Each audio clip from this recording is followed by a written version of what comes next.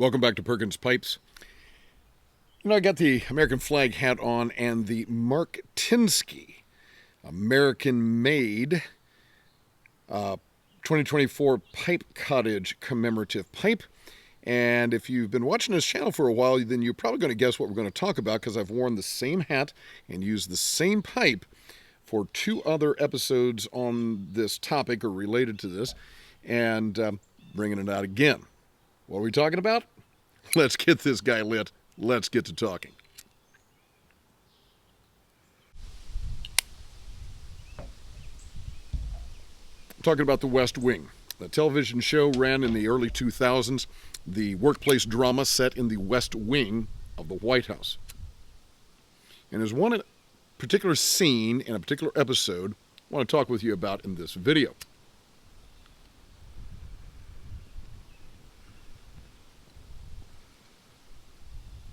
There we go. Didn't quite get lit. I'm talking about the 3rd season of The West Wing. In the 3rd season, President Josiah Bartlet, Jed to his family and friends, is running for a 2nd term. He's running against Governor of Florida, a man named Robert Ritchie, played by Josh Brolin. Is that right? Is Josh Brolin? I think it is. I think it's Josh Brolin. Anyhow,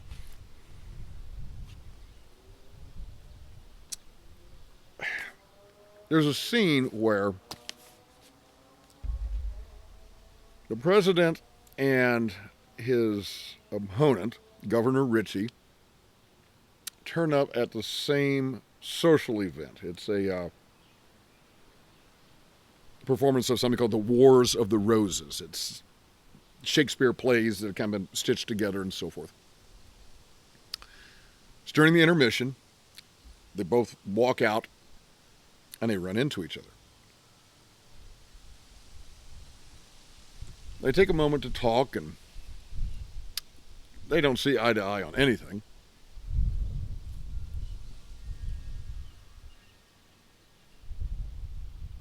At one point, the president mentions that his press secretary, a woman named C.J. Craig, had been getting some death threats, and that they'd put an agent on her, Secret Service agent, to protect her.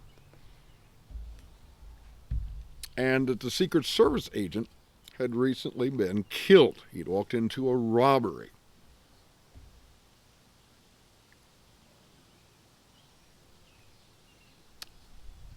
And when the president tells the governor this, Governor Ritchie says, "Crime, boy, I don't know." They keep on talking. The president, who's quite an educated man, got his education at Notre Dame, uses Latin a lot. He's a philosophy guy. He's the character, his degree was in economics. I think he'd won a Nobel. Actually, he shared a Nobel Prize in economics. And he says to the governor, he says, we really need to have a good debate. He says, we owe it to the American people. And in a way, to try to help the governor, he says, when I started this, because he says, I was governor of New Hampshire. He said, I didn't know anything. All right, he said, I didn't know anything about world issues and so forth. He says, I made him, his last name is Bartlett. He said, I made him set up Bartlett College in my kitchen, all right, every day. 2 hours on foreign policy, 2 hours on domestic stuff, and just, blah, blah, blah, blah. He says, you could do that. And the governor looks at him and he says, how many ways you think you're going to find to call me dumb? And the president says, I wasn't calling you dumb. He said, but you've made being disengaged into like, that's your identity, is how disengaged you are from stuff. And he says, the American people deserve better than that. Start flashing the lights. It's time for intermission to be over, go back into the performance. The president gets up to leave. And he looks back at the governor and he says, by the way, if you're ever wondering in the future, crime, boy, I don't know, is the moment I decided to kick your ass.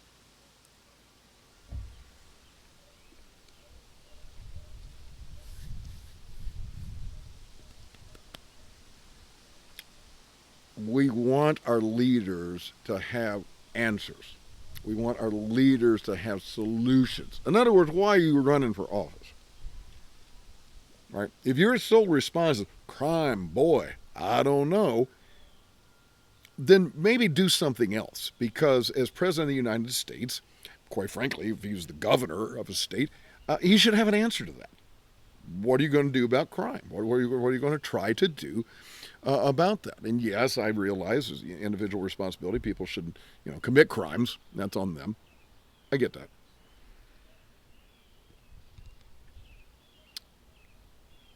But I want to take that scene and put that back onto you and me for a minute. I like sitting around talking about politics and church stuff and economics and world issues as much as the next person. Maybe you do too. And I think one of the easiest things to do is sit around and complain. There's too much crime, too much poverty in the inner city. Working man is having a hard time. Trouble in the schools. Our kids don't know what they used to know.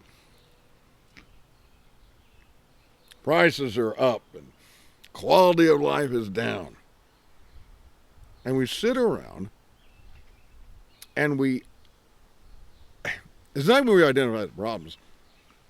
We identify what's wrong, right? We identify what's wrong with our friends. And then we either use that as an occasion to bash somebody else, this party or that party or this particular person who's in elected office, or we just let the conversation go, move on to the nachos, and have effectively said, crime, boy, I don't know. I am convinced, 100%, 100%, absolute certainty, that there are many, many brilliant people in the United States.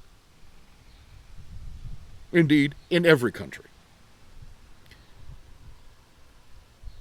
And I really do believe that if we've got smart people with ideas, get out and do something about the problems. Right? Not just sitting around saying, crime, boy, I don't know. That's the easy way out, isn't it? Now, I'm not saying you got to be, working, bettering the world every minute of every day. I mean, that's ridiculous.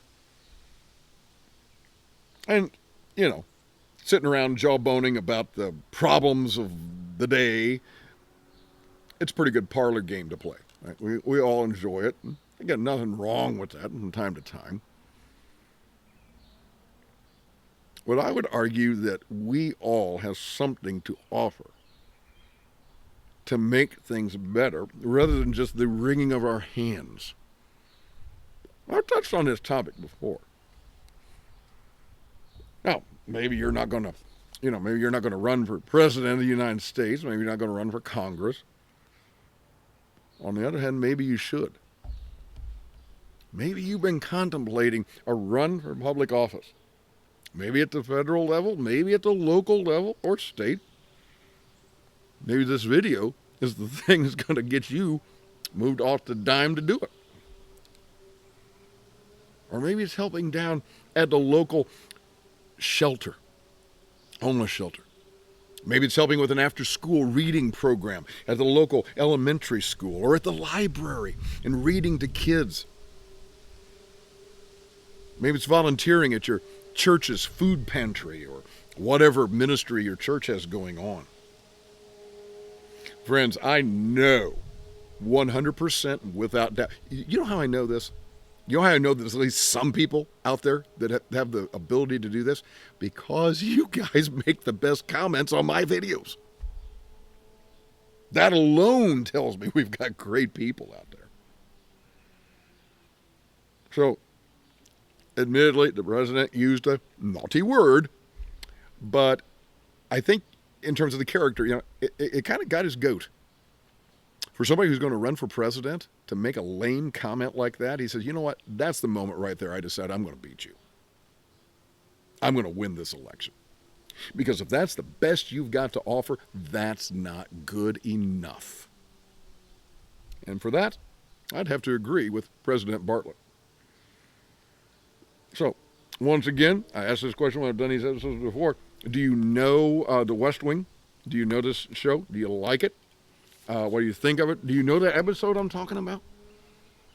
It's a powerful, powerful episode. There's so much else that goes on. When the agent, the Secret Service agent, gets shot, they play that, the Leonard Cohen Hallelujah song. And, it just rips your heart out. It's just beautifully shot and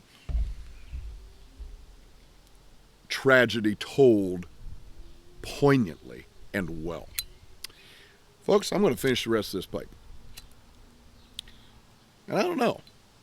We'll see what I'm inspired to do to help make this place a better world.